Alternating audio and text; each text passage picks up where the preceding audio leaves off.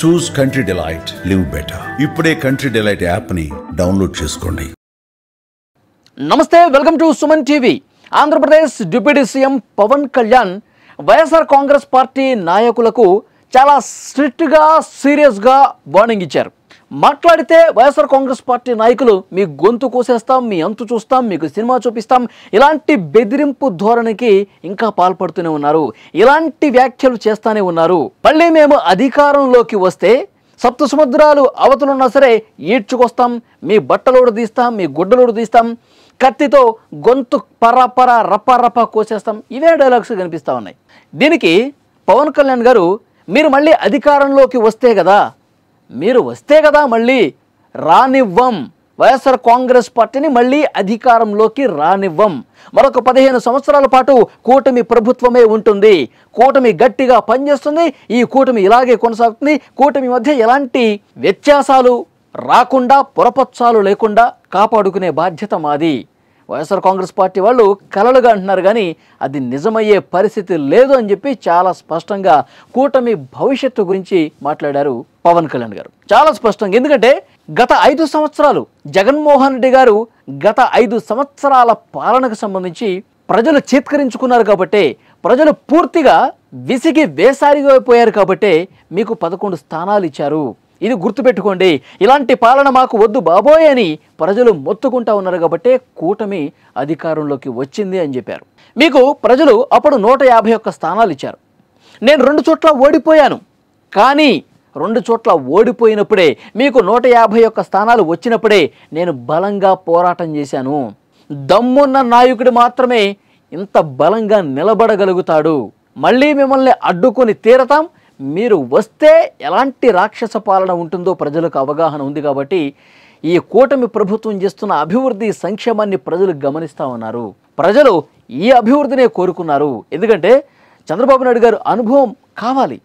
నేను పోరాటం చేస్తాను, నేను గట్టిగా నిలబడతాను, కానీ ఆర్థిక విధ్వంసం జరిగినటువంటి ఈ రాష్ట్రాన్ని గాడిన పెట్టాలంటే, ఈ రాష్ట్రం అభివృద్ధి దిశగా అన్ని రంగాల్లో ముందుకు పోవాలంటే ఒక పక్కా ప్రణాళికతో రాష్ట్రాన్ని అభివృద్ధి వైపు తీసుకెళ్లే నాయకుడు చంద్రబాబు నాయుడు కాబట్టే ఆయనకు మేము సపోర్ట్ చేశాం. మరొక 15 సంవత్సరాల పాటు కూటమి ఉంటుంది, చంద్రబాబు నాయుడు గారే ముఖ్యమంత్రిగా ఉంటారు అని మరొకసారి కుండ బద్దలు కొట్టినట్టు చెప్పిన పరిస్థితుంది. ఇప్పుడు వైఎస్ఆర్ కాంగ్రెస్ పార్టీ నాయకులు ఒక భయం కనిపిస్తుంది, ఒక ఆందోళన కల్పిస్తోంది. ఎందుకు? పవన్ కళ్యాణ్ గారు గత ఎన్నికలకు ముందు 2024 ఎన్నికలకు ముందు చాలా స్పష్టంగా అనేక వేదికల మీద చెప్పారు, వ్యూహం నాకు వదిలేయండి, నేను చూసుకుంటాను, వైఎస్ఆర్ కాంగ్రెస్ పార్టీని అధపాతాళానికి తొక్కేసే బాధ్యత నేను తీసుకుంటాను. ఇది పవన్ కళ్యాణ్ చెప్పింది. మరి అన్నట్టుగానే చేశారు. వైసీపీ అధికారంలోకి రాకూడదు, జగన్ మళ్ళీ ముఖ్యమంత్రి కాకూడదు, అధపాతాళానికి తొక్కేస్తాను అన్నాడు పవన్ కళ్యాణ్ గారు. అదే వ్యూహాన్ని రూపొందించారు. పార్టీని, వైఎస్ఆర్ కాంగ్రెస్ పార్టీ ప్రభుత్వాన్ని పూర్తిగా పాతాళంలోకి తొక్కేసి 11 స్థానాలకి పరిమితం చేశాడు. ఇప్పుడు వైసీపీ నాయకులు కూడా అనుకుంటున్నారు, ఇప్పుడు మార్కాపురం సభ మీద కూటమి గట్టిగా ఉంటుంది, కూటమి బలంగా ఉంది, ప్రజలు కూటమినే కోరుకుంటున్నారు, నేను జగన్మోహన్ రెడ్డిని మళ్ళీ రానివ్వను అని మళ్ళీ శపథం తీసుకుంటా ఉన్నాడు. ఈయన అన్నంత పని చేస్తాడు. ఈ కూటమి ఈ విధంగా గట్టిగా ఉన్నంతకాలం, పవన్ కళ్యాణ్ గారు ఆ కూటమిలో ఉన్నంతకాలం, పవన్ కళ్యాణ్ గారు చంద్రబాబు నాయుడు గారితో ఉన్నంతకాలం మనం అధికారంలోకి వచ్చే ప్రసక్తే లేదు, మనం అధికారంలోకి రావటం అసాధ్యం పవన్ కళ్యాణ్ కూటమిలో ఉన్నంతకాలం అని చెప్పి వైఎస్ఆర్ కాంగ్రెస్ పార్టీ నాయకులు భయపడిపోతున్నారు. వైఎస్ఆర్ కాంగ్రెస్ పార్టీ నాయకులు లిటరల్గా వాళ్ళలో ఒక ఆందోళన కనిపిస్తోంది. ఎలాగైనా టీడీపీ జనసేన మధ్య ఒక గ్యాప్ తీసుకురావాలి, ఎలాగైనా టీడీపీ జనసేన విడిపోవాలి, ఎలాగైనా పవన్ కళ్యాణ్ గారు ప్రభుత్వం నుంచి బయటికి రావాలంటే ఆయన వచ్చేట్టు కనిపించట్లేదు. ఆయన ఇంకా చంద్రబాబు నాయుడు గారి మీద పూర్తి నమ్మకంతో ఆంధ్రప్రదేశ్ అభివృద్ధి జరగాలంటే చంద్రబాబు నాయుడే ముఖ్యమంత్రిగా ఉండాలని చెప్పి పదే చెప్తా ఉన్నాడు.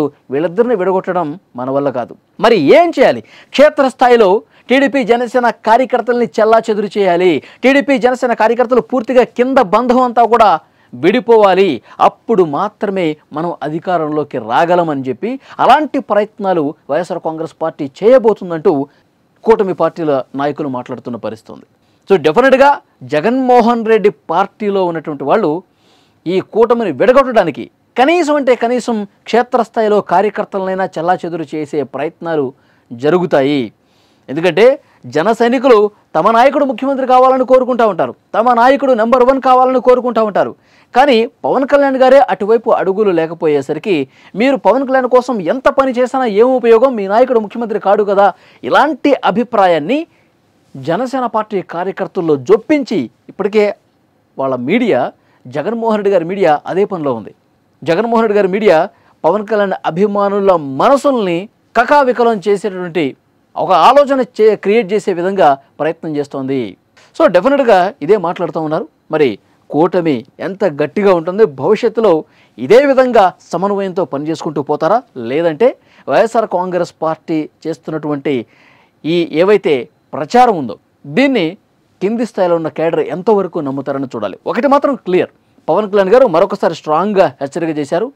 ఈ కూటమిని ఎవరూ విడదీయలేరు, మీ దుర్మార్గపు పాలనను ప్రజలు కోరుకోవటం లేదు, మిమ్మల్ని మళ్ళీ అధికారంలోకి రానియను అంటూ బలంగా పవన్ కళ్యాణ్ చెప్పిన నేపథ్యంలో ఇక నెక్స్ట్ పరిణామాలు ఎట్లా ఉంటాయన్నది కూడా చూడాలి. పవన్ కళ్యాణ్ వ్యాఖ్యల్ని, జగన్మోహన్ రెడ్డిని మళ్ళీ అధికారంలోకి రానివ్వను అని చెప్పినటువంటి పంపినటువంటి ఈ సందేశాన్ని ఎలా చూస్తారు? Please comment.